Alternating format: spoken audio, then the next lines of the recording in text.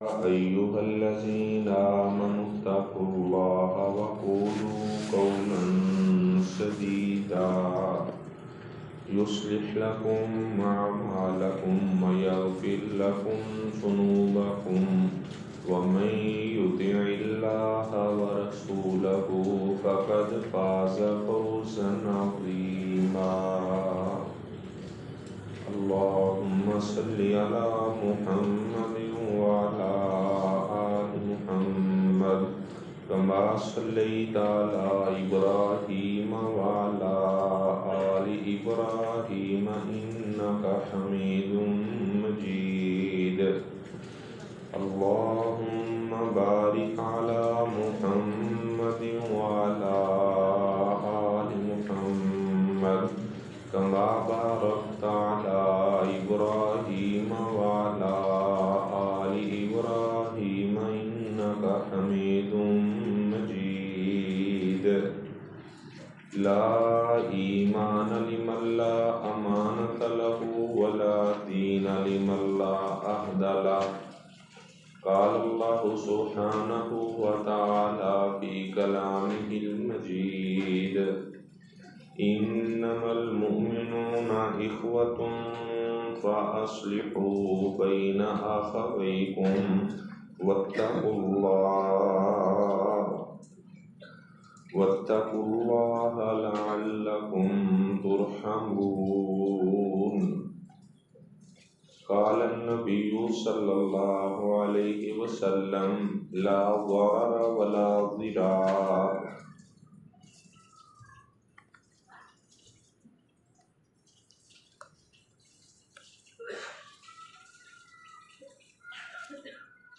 قرآن مجید میں اللہ تبارک و تعالیٰ ارشاد فرماتے ہیں کہ تمام ایمان والے آپس میں بھائی بھائی ہیں.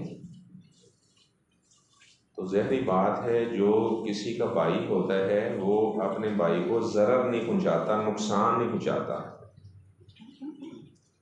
تو آپ صلی اللہ علیہ وسلم نے ارشاد فرمایا کہ لا ضرر ولا ضرار.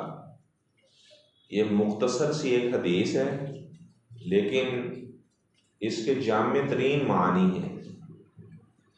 آپ صلی اللہ علیہ وسلم نے فرمایا کہ اللہ تبارک و تعالیٰ نے مجھے باقی جو پہلے انبیاء گزرے ہیں ان پر مجھے فضیلت دی ہے چند چیزوں میں. آپ نے فرمایا کہ ایک تو اللہ تبارک و تعالیٰ نے مجھے، اگر میرا دشمن ایک مہینے کی مسافت پہ ہوتا ہے تو اللہ تبارک و تعالیٰ دشمن کے دل میں میرا رعب ڈال دیتے ہیں. جب آپ صلی اللہ علیہ وسلم خیبر پہنچے، یہ مدینہ سے 175 کلومیٹر دور شمالی جانب ایک علاقہ تھا. تو یہودی صبح صبح وہ اپنی کسیاں وغیرہ انہوں نے اپنے سامان پکڑے ہوئے تو اپنے کھیتوں کو جا رہے تھے. تو جب آپ صلی اللہ علیہ وسلم وہاں پر پہنچے تو انہوں نے کہا محمد والخمیس، یہ تو محمد صلی اللہ علیہ وسلم لشکر سمیت آ گئے. تو آپ صلی اللہ علیہ وسلم نے وہاں جا کر ایک نعرہ لگایا. آپ نے فرمایا خاربت خیبر، آج خیبر ویران ہو جائے گا سارے کا سارا. انا اذا نزلنا بساحت قوم فساء صباح القوم المنذرین. آپ نے فرمایا کہ جب ہم کسی جگہ پہ جا کے پڑاؤ ڈالتے ہیں جہاد کے لیے تو پھر دشمنوں کی جو صبح ہے وہ خراب ہو جاتی ہے. تو آپ صلی اللہ علیہ وسلم کا رعب دبدبہ اللہ تعالیٰ نے بہت زیادہ بنایا تھا. صحابہ کا بیان ہے ہم نے تو جی بھر کے آپ صلی اللہ علیہ وسلم کا چہرہ نہیں دیکھا. کہتے کہ اتنی کسی میں جرت نہیں ہوتی تھی، ایسے آپ صلی اللہ علیہ وسلم کی جانب دیکھ لیتے. کہتے ہیں کہ ابو بکر عمر رضی اللہ تعالیٰ عنہما وہ آپ صلی اللہ علیہ وسلم سے ایسے آنکھوں میں آنکھیں ملا کر اور اس طرح، لیکن وہ بھی بڑے ادب کے ساتھ سامنے کھڑے ہو کر بات کیا کرتے تھے. اور آپ صلی اللہ علیہ وسلم نے فرمایا کہ اللہ تعالیٰ نے میرے لیے ساری زمین کو مسجد بنا دی ہے. جہاں پر بھی نماز کا وقت ہو جائے تو میرا امتی اسی جگہ پہ نماز پڑھ لے. اگر مسجد نہیں جا سکتا تو پھر جس جگہ پہ موجود ہے اسی جگہ پہ وہ نماز پڑھ لے. اور آپ صلی اللہ علیہ وسلم نے فرمایا کہ پہلے انبیاء کے لیے اللہ نے غنیمت کا مال حلال نہیں کیا تھا، میرے لیے اللہ تعالیٰ نے غنیمت کا مال بھی حلال کر دیا ہے. وَخُوتِمَ بِيَ النَّبِيُّونَ، اور مجھے اللہ تبارک و تعالیٰ نے خاتم النبیین بنایا ہے، میں اللہ تعالیٰ کا آخری نبی ہوں. لا نبی بعدی، میرے بعد کوئی اور نیا نبی نہیں آئے گا. اور آپ صلی اللہ علیہ وسلم نے فرمایا اوتیتو بجوامع الکلم، اللہ تعالیٰ نے مجھے یہ بھی اعزاز بخشا ہے کہ مجھے جوامع ترین کلمات دیے گئے ہیں، یعنی مختصر سی بات ہوتی ہے، اس کا مفہوم بہت زیادہ وسعت والا ہوتا ہے، اس میں بہت زیادہ فصاحت و بلاغت پائی جاتی ہے۔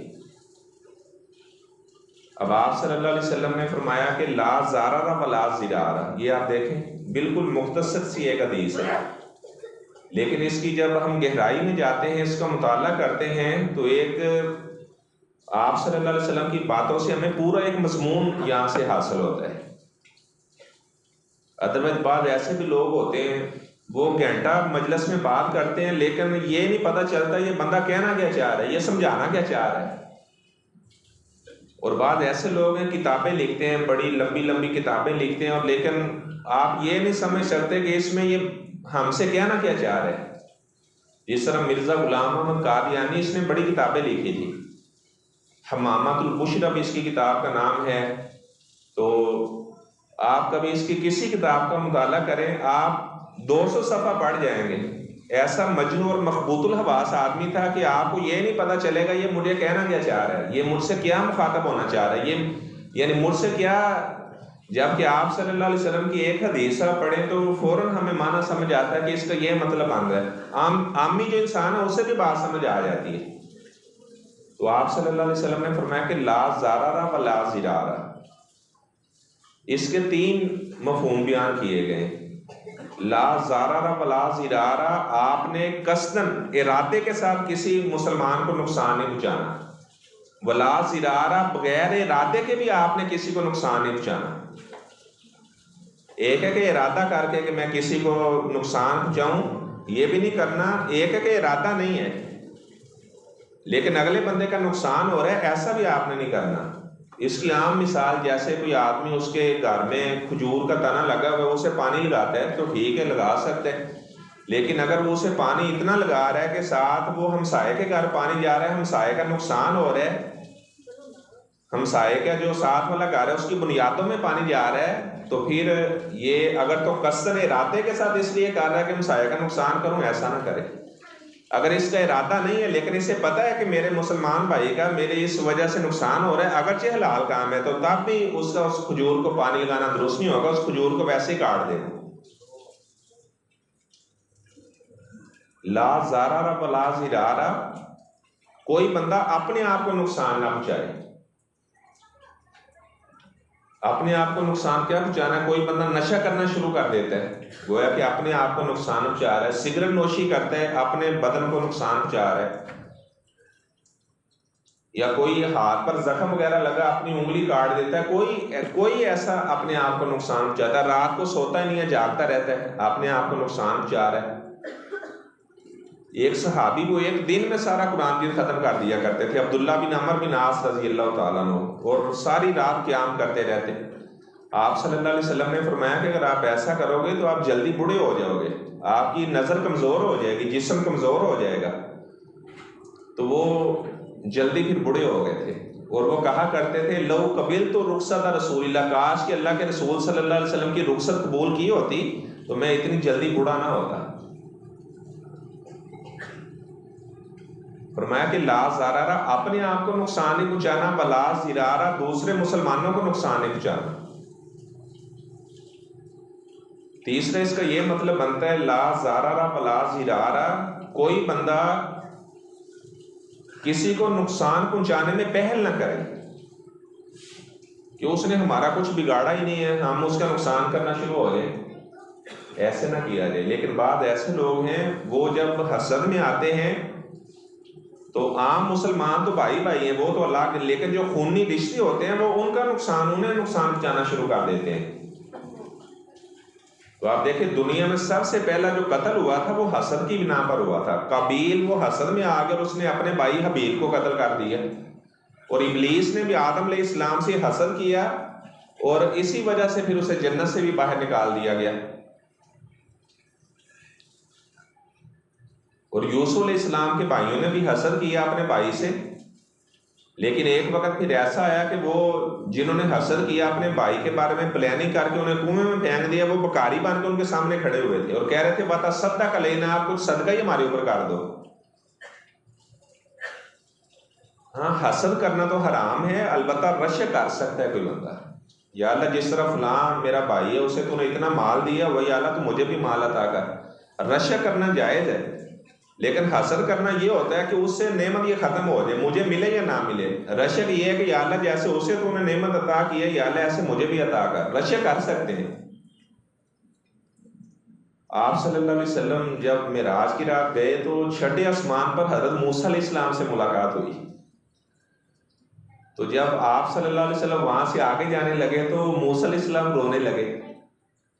آپ نے جبرائیل علیہ السلام سے پوچھا کہ موسیٰ علیہ السلام کیوں رو رہے ہیں، ان کی آنکھوں میں کیوں آنسو جاری ہیں؟ ان کا اللہ کے رسول صلی اللہ علیہ وسلم ان کے دل میں رشک آ گیا ہے۔ وہ رشک کیا آیا کہ یہ جو پیغمبر ہے ہمارا بھائی ہے، یہ آیا ہم سے بعد میں ہے، اس کی امت میری امت سے بھی زیادہ اللہ تعالیٰ کی جنت میں جائے گی، یہ ان کے دل میں رشک آ گیا ہے۔ تو آپ صلی اللہ علیہ وسلم نے فرمایا کہ میں دیکھوں گا ایک بہت بڑی امت آ رہی ہوگی، تو میں سمجھوں گا شاید یہ میری امت آ رہی ہے، تو میں کہوں گا یہ میرے امتی ہیں، تو مجھے بتایا جائے گا یہ موسیٰ علیہ السلام اور ان کی امت آ رہی ہے، موسیٰ علیہ السلام اپنی امت کے ساتھ جنت میں داخل ہونے کے لیے آ رہے ہیں۔ تو آپ صلی اللہ علیہ وسلم نے فرمایا اس کے بعد پھر مجھے میرے امتی دکھائے دیں گے، ان کے اپنا ہاتھ پاؤں سارے چمک رہے ہوں گے۔ تو صحابہ نے کہا اللہ کے رسول آپ پھر اپنی امت کو کیسے جاجمنٹ کریں گے، کیسے پہچانیں گے؟ آپ نے فرمایا کہ جس طرح کسی آدمی کے سفید گھوڑے ہوں اور کسی کے سیاہ گھوڑے ہوں، تو کیا وہ اپنے گھوڑوں کو نہیں پہچانے گا جس کے سفید گھوڑے ہیں؟ اس نے کہا جی بالکل پہچان لے گا۔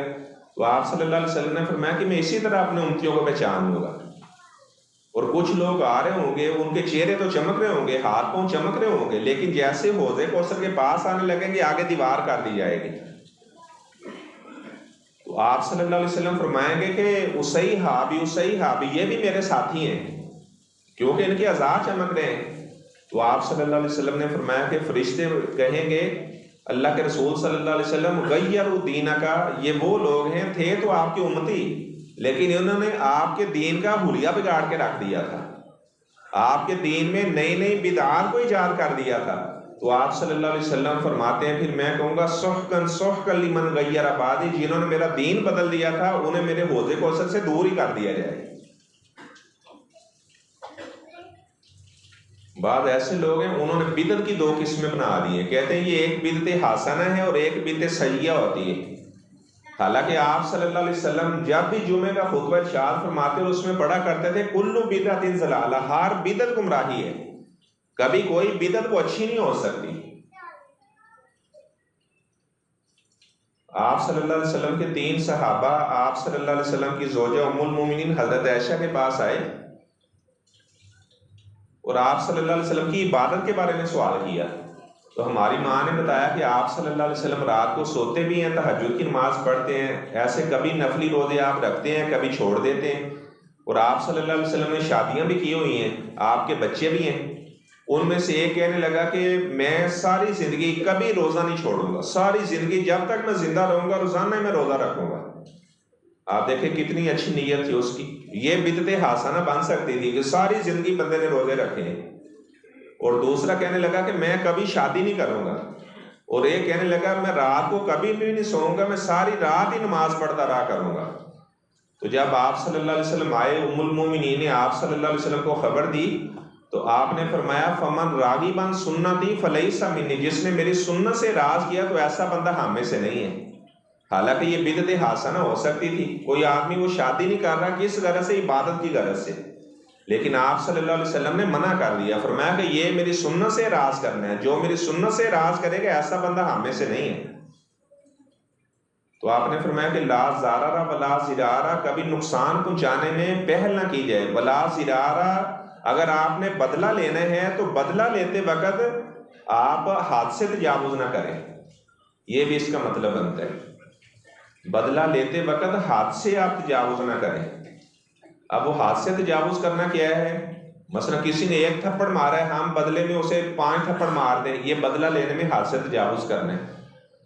اللہ تعالیٰ ارشاد فرماتے ہیں وَإِنْ عَاقَبْتُمْ فَعَاقِبُوا بِمِثْلِ مَا عُوقِبْتُمْ، کہ اگر آپ کس سے بدلہ لینا چاہتے ہیں تو جیسے اس نے آپ کو اذیت پہنچائی ہے اسی طرح کا بدلہ لے سکتے ہیں، لیکن اس کے ساتھ ہی آگے یہ فرما دیا وَلَئِنْ صَبَرْتُمْ لَهُوَ خَيْرٌ لِلصَّابِرِينَ، اگر آپ بدلہ نہیں لیتے، آپ صبر کرتے ہیں، آپ معاف کر دیتے ہیں، تو بدلہ لینے سے صبر کرنا یہ زیادہ بہتر ہوتا ہے۔ یعنی انسان کو انتقامی ذہن والا نہیں ہونا چاہیے کہ وہ جناب ذہن میں رکھ لے کہ فلاں نے مجھے یہ بات کہی تھی، اب کوئی موقع بنے گا تو میں اس سے بدلہ لوں گا۔ یہ اچھی اخلاق کی علامت نہیں ہوتی۔ اللہ کی رضا کے لیے درگزر کر دینا، اللہ کی رضا کے لیے معاف کر دینا، کوئی بات نہیں۔ اگر کوئی ہمارا بھائی وہ ہماری انسلٹ کر لے، کوئی بات نہیں، ہمیں برداشت ہے، لیکن ہمارے مسلمان بھائی اس کی کوئی عزت کے اوپر آنچ نہ آئے۔ ایک آدمی اس نے مقابلے میں حصہ لیا تو وہ ہار گیا، پڑھا زیادہ تھا، جو تھوڑا پڑھا تھا تو وہ جیت گیا، تو وہ بڑا پریشان تھا۔ کہہ رہا، اس نے مجھے کہا کہ مجھے تو نیند نہیں آ رہی اتنے دیر سے کہ میں ہار کیوں گیا ہوں، حالانکہ میری فلاں فلاں ڈگریاں ہیں میرے پاس۔ تو میں نے اسے ایک چھوٹی سی بات کی، میں نے کہا یار کوئی گل نہیں، چھوٹی اگر جیت جاتے سانو خوش ہونا چاہیے، جو آپ سے چھوٹا ہے وہ جیت گیا ہے تو ہمارا بھائی ہے، اللہ تعالیٰ نے اسے عزت دے دی ہے، تو کوئی بات نہیں، ہماری وجہ سے اگر اس کی عزت میں اضافہ ہو گیا تو ہمیں خوش ہونا چاہیے۔ تو وہ کہنے لگا یار آپ کی اس بات نے مجھے بڑا حوصلہ دے دیا ہے کہ کوئی بات نہیں، اگر چھوٹے جیت جاتے ہیں تو کوئی بات نہیں۔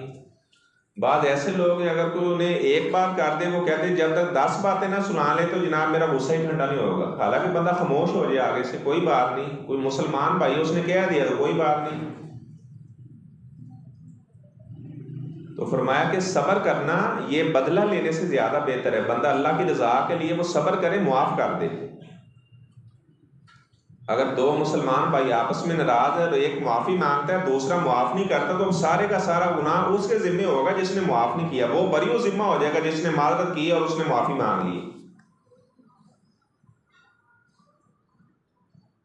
تو لا زارارہ و لا زرارہ، یہ 3 معنی تو میں گھر سے پڑھ کر آیا تھا، اس حدیث کی تشریح میں یہ تینوں معنی جو میں نے بیان کیے کہ کوئی انسان اپنا نقصان خود نہ اپنے آپ کو نقصان پہنچائے، دوسروں کا نقصان نہ کرے، یا نقصان پہنچانے میں پہل نہ کرے، یا یہ کہ جب بدلہ لے تو اس میں حد سے تجاوز نہ کرے۔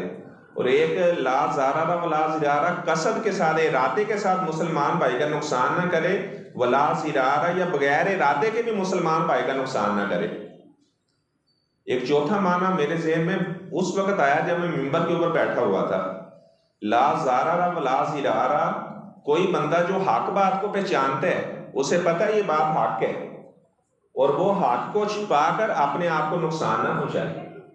اگر اسے پتہ ہے کہ میں گمراہی کے راستے پر ہوں، قرآن حدیث میں وہ باتیں ہیں جو میرے عقیدے کے خلاف ہیں، اگر وہ اسی عقیدے کے اوپر صرف اس بنا پر کہ میرا فلاں مسلک سے تعلق ہے، قرآن حدیث کے اندر بات جو آئی ہے وہ حق اور سچ ہے، وہ اپنے آپ کو نقصان نہ پہنچائے، طفل تسلیاں اپنے آپ کو نہ دے۔ ولا زرارہ، مسلمانوں کو آیات اور حدیث کی غلط تشریحات بتا کر دوسرے مسلمانوں کو گمراہ کر کے انہیں ضرر نہ پہنچائے، ان کا نقصان نہ کرے۔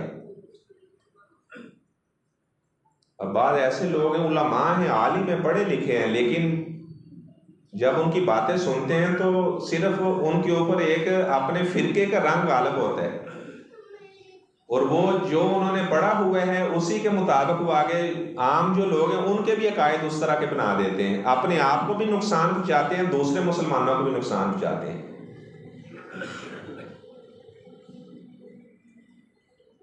ابھی اس میں کئی میں مثالیں دے سکتا ہوں، لیکن ابھی کیونکہ یہ میرا موضوع نہیں ہے، کیونکہ یہ مفہوم میرے ذہن میں بعد میں آیا تھا، تو لیکن اس بات کو ابھی ہم یہیں چھوڑتے ہیں۔ تو میں بتا رہا تھا کہ کسی مسلمان بھائی کا ضرر نہ پہنچایا جائے۔ آپ صلی اللہ علیہ وسلم کے پاس ایک صحابی آیا، اس نے کہا اللہ کے رسول صلی اللہ علیہ وسلم جنت میں کیسے داخل ہوا جا سکتے ہیں، کوئی ایسا مجھے آسان سا طریقہ بتائیں کہ میں اللہ تعالیٰ کی جنت کا حقدار بن جاؤں۔ آپ نے فرمایا احب للناس ما تحب لنفسک، جو کام تو اپنے لیے پسند کرتا ہے آپ اپنے مسلمان بھائیوں کے لیے بھی اسی طرح کے کام پسند کریں۔ مثلا کوئی بندہ وہ نہیں چاہتا کہ اس کے ساتھ کوئی بندہ چیٹنگ کرے، دھوکہ کرے، تو پھر آپ بھی دوسروں کے ساتھ چیٹنگ نہ کریں، دھوکہ نہ کریں۔ تو آپ صلی اللہ علیہ وسلم نے فرمایا کہ جو تو اپنے لیے پسند کرتا ہے اپنے مسلمان بھائی کے لیے بھی اسی شے کو پسند کر۔ مثلا کوئی بندہ نہیں چاہتا کہ ہماری کوئی غیبت کرے تو ہم بھی کسی کی غیبت نہ کریں، کوئی بندہ نہیں چاہتا اس کے ساتھ کوئی جھوٹ بولے، کوئی غلط بیانی کرے، تو ہم بھی کسی کے ساتھ ایسے جھوٹ نہ بولے، غلط بیانی نہ کریں۔ تو معاملات میں کسی ایک دوسرے کو نقصان پہنچانا یہ بھی حرام ہے۔ آپ صلی اللہ علیہ وسلم بازار میں گئے تو ایک آدمی گندم بیچ رہا تھا، تو آپ صلی اللہ علیہ وسلم نے جب وہ گندم میں ہاتھ ڈالا تو نیچے وہ گیلی گندم تھی، اوپر اس نے خشک گندم رکھی ہوئی تھی. تو آپ صلی اللہ علیہ وسلم نے فرمایا ما ھذا، اللہ کے بندے یہ آپ نے کیا کیا ہے؟ وہ کہنے لگا اللہ کے رسول صلی اللہ علیہ وسلم بارش ہوئی تھی تو وہ گندم جو ہے نا گیلی ہوگی تو میں نے کچھ نیچے کر دی اور اوپر جو خشک کر دی. تو آپ صلی اللہ علیہ وسلم نے اس موقع پر فرمایا، آپ نے فرمایا افلا جعلت فوق طعام کی یراہ الناس، آپ کو چاہیے تھا آپ گیلی گندم کو اوپر کرتے تاکہ سارے لوگوں کو پتہ چل جاتا. من غشنا فلیس منا، جو بندہ ملاوٹ کرنے والا ہے، دھوکہ دہی کرنے والا ہے، فلیس منا، ایسا بندہ بھی ہم میں سے نہیں، وہ ہمارے طریقے پہ نہیں ہے. کہ لوگوں سے پیسے کسی چیز کے لینے لیکن چیز کو رد و بدل کر کے اسے دے دینا. ویل للمطففین، ماپ تول میں کمی کرنے والوں کے لیے ہلاکت ہے. وَإِذَا قَالُوهُمْ أَوْ وَزَنُوهُمْ يُخْسِرُونَ، جب خود لیتے ہیں تو پورا پورا میش اور پورا پورا ماپ تول میں کرتے ہیں، لیکن جب دوسروں کو اپنا دیتے ہیں تو ماپ تول میں کمی کرتے ہیں. فرمایا کہ ایسے کمی بیشی وَيْلٌ لِلْمُطَفِّفِينَ، ایسے لوگوں کے لیے ہلاکت اور تباہی اور بربادی ہے جو ایسے ماپ تول میں کمی کرنے والے ہیں. بعد ایسے لوگ ہیں جب بولی وغیرہ لگاتے ہیں تو اپنے ساتھ ہی کسی بندے کو لے جاتے ہیں اور وہ بولی چڑھاتا رہتا ہے، گاڑیوں کی بولی ہے یا کوئی بھی بولی ہے، حالانکہ اس کا ارادہ بھی نہیں ہوتا. تو یہ بھی مسلمان بھائی کو دھوکہ دینا ہوتا ہے. لا ضرر ولا ضرار، کسی مسلمان کو ضرر نہ پہنچایا جائے، نقصان نہ کیا جائے. ایسے 2 ٹکے تو زیادہ آ جائیں گے لیکن برکت نہیں ہوگی. بخاری شریف میں کل ہی ایک حدیث میں نے پڑھائی، حضرت عمر کے جو بیٹے عبداللہ تھے ان کو اونٹ خریدنے کا بڑا شوق تھا، یعنی وہ بزنس مین تھے، تجارت کیا کرتے تھے، ساتھ بڑے وہ متبع سنت بھی تھے. انہوں نے ایک اونٹ دیکھا تو اونٹ انہیں بڑا پسند آیا. انہوں نے اس آدمی سے کہا کہ آپ نے اونٹ بیچنا ہے؟ اس نے کہا جی بیچنا ہے میں نے. انہوں نے اس کی قیمت عطا کی اور اس سے اونٹ خرید لیا. تو وہ چلے گئے اس سے اونٹ لے کر. تو جب اس کا پارٹنر آیا، وہ 2 بندے آپس میں پارٹنر تھے جنہوں نے اونٹ رکھے ہوئے تھے. جب اس کے دوسرے بھائی وال نے دیکھا، پارٹنر نے دیکھا کہ وہ اونٹ نہیں نظر آ رہا، اس نے کہا وہ ایک اونٹ تھا ہمارا، وہ نہیں نظر. اس نے کہا وہ تو بیچ دیا میں نے. اس نے کہا کسے بیچے؟ اس نے کہا ایک شیخ تھے، بزرگ تھے، تو میں نے اسے بیچ. تو وہ کہنے لگے کہ وہ کون تھے؟ کہنے لگے کہ لوگوں نے بتایا کہ وہ حضرت عمر کا بیٹا عبداللہ تھا. وہ کہنے لگے وہ آپ کو بتا کر گئے کہ وہ کس راستے پر انہوں نے جانا تھا، کہاں جانا تھا؟ اس نے کہا یہ بتایا تھا انہوں نے. اس نے راستہ بتایا تو وہ آدمی بھاگا بھاگا پیچھے وہاں پہ پہنچا اور حضرت عمر کے بیٹے عبداللہ سے کہنے لگا یار آپ معاف کر دیں. پہلے تو اپنے پارٹنر سے بڑا ناراض ہوا. اللہ کے بندے، آپ کو پتہ ہے کہ کس نیک بندے کے ساتھ آپ نے چیٹنگ کر دی ہے. ہمارا اونٹ بیمار تھا تو آپ نے بیماری حضرت عمر کے بیٹے عبداللہ کو کیوں نہیں بتائی؟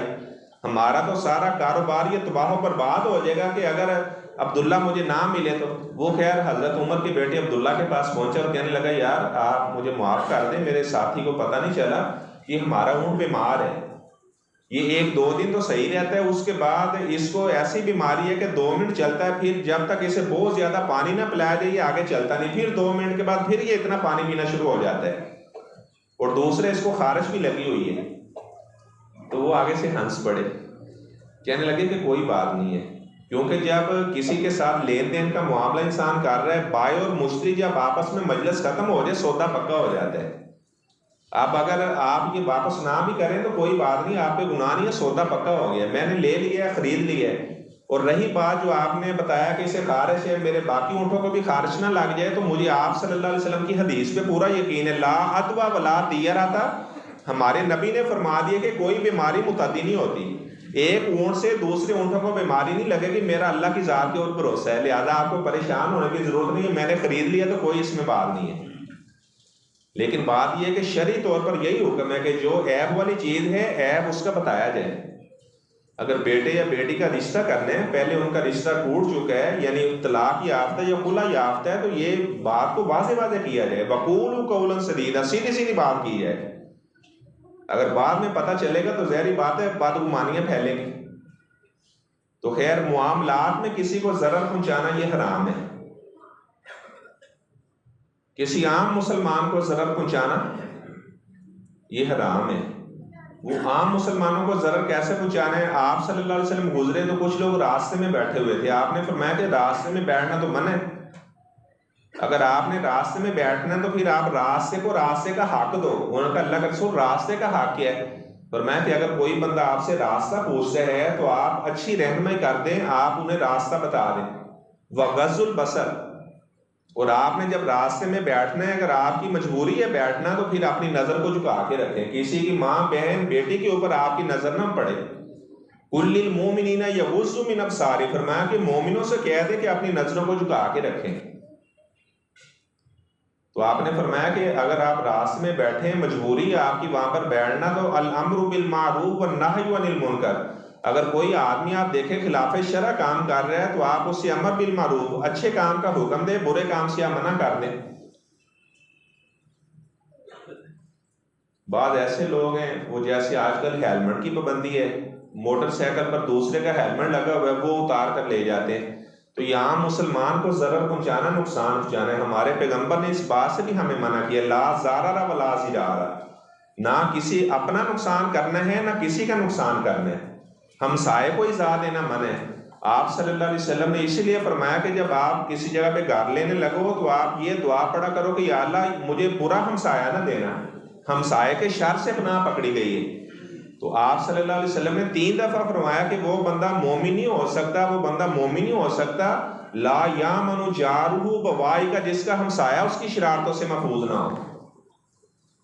اونچی آواز سے گانے لگا دینے، کسی کی جوان بیٹیاں ہیں بار بار چھت پہ چڑھنا، ایسے پریشان کرنا، اس سے منع کیا گیا ہے۔ ایسا بندہ کبھی مومن نہیں ہو سکتا۔ ایسے وصیت کرنے میں ضرر پہنچا دینا، یعنی انسان کے پاس جتنا مال ہے اس میں ثلث مال کی وہ وصیت کر سکتا ہے، لیکن وارث کے حق میں وصیت نہیں کر سکتا، کیونکہ وارث کو تو اللہ تعالیٰ نے حصہ جو دینا ہے وہ اللہ تعالیٰ نے فرض کر دیا ہے۔